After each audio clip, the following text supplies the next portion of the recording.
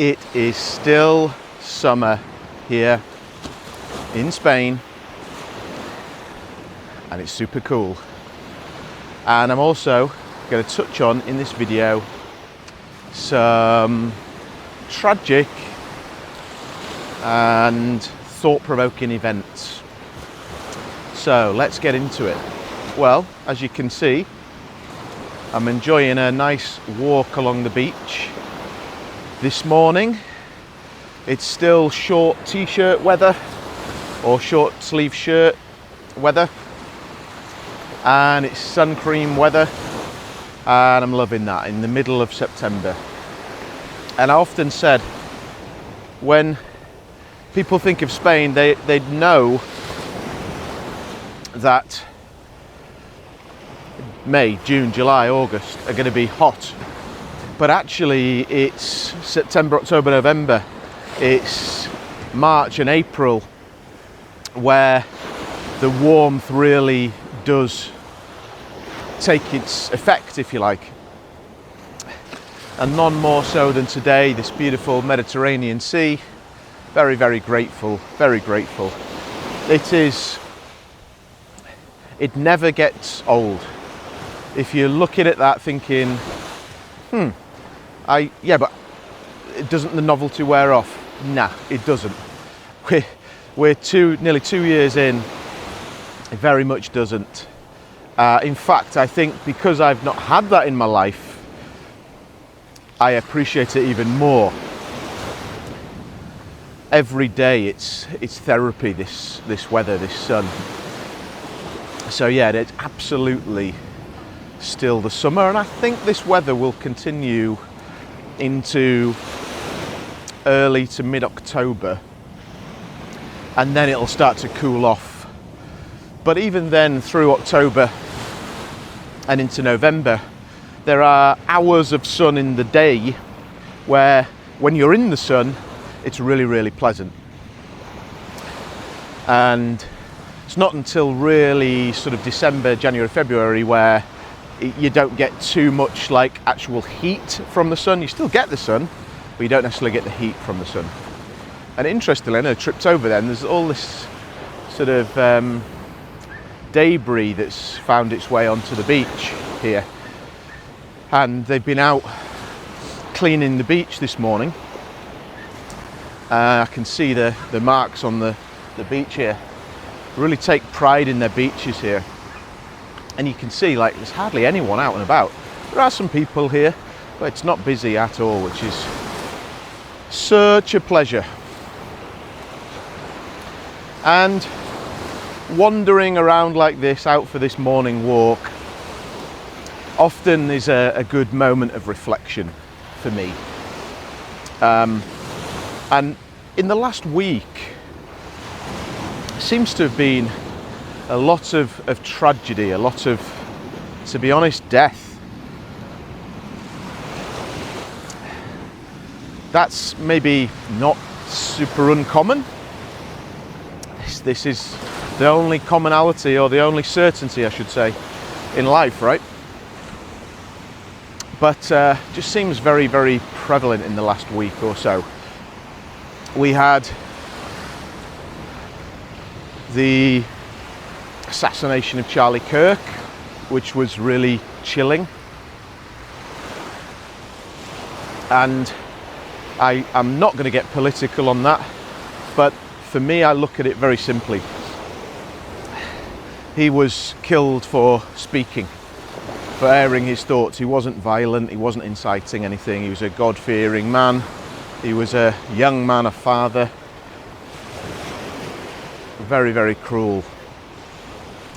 And to be honest, hard to believe, except it's totally believable because it happens. I really hope we're not entering an era of more political violence. And when that happened, all I could see was the young children without a father, and to be honest, gratitude for being able to be present with my kids. I know that's a little bit fluffy, but as I've mentioned in other videos, health first, health first. If you've got your health, you are okay, and you would give anything, every pound you had, to get your health back if it was threatened to be taken from you. So to me, that's a clear message. And then we lost Ricky Hatton on Sunday. For those of you who don't know, if you're not British or you're not into boxing, larger than life character, one of Britain's best ever boxers, just such a likeable, beautiful human,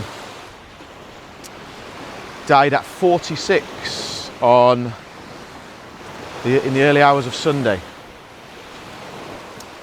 And yeah, really, really tragic that.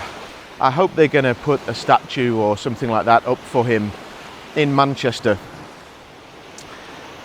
because some of the fights he had in the MEN arena back then, the Costa Zoo fight, I still remember it now, knocking on 20 years ago. One of the most impactful, special nights of boxing I've ever seen. But the bigger thing with Ricky is just he was a kind, giving human. I had the fortune of meeting him when my previous business, we had a partnership with his boxing academy, and I went over there and spent some time. I got in the ring, did some pad work, interviewed Ricky, and you can feel the energy in him. You can feel it. It's tangible. Some people have that. It is their gift. He was definitely one of them. Big loss. Real sadness. And closer to home, my home, if you like, on Friday, we lost my father-in-law, my wife's father, after a drawn-out, really, battle with cancer, and he was taken on Friday, which is really sad. I felt that. I felt a lot of sadness. I feel it now, actually. But definitely for the better. He was in pain. He'd been in pain for a long time. My wife and his wife and his other daughter, Shell, got to spend lots of loving time with him as he moved up to heaven, was taken from us. He's in a better place, I believe that. So yeah, really sad week.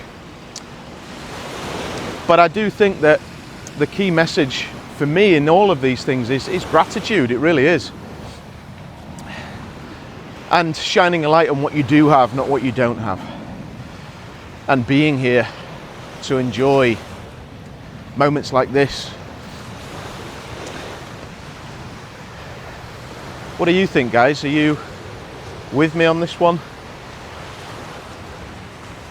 Loss is a part of life, and it is to be celebrated in many instances, and there's always a message that's very individual, I'm sure, for everybody. So yeah, that's my message this week. Gratitude, be grateful, and the smallest of moments can make the biggest difference sometimes. Hope you've enjoyed this one. Thank you for watching, and I'll see you all very soon. Appreciate you.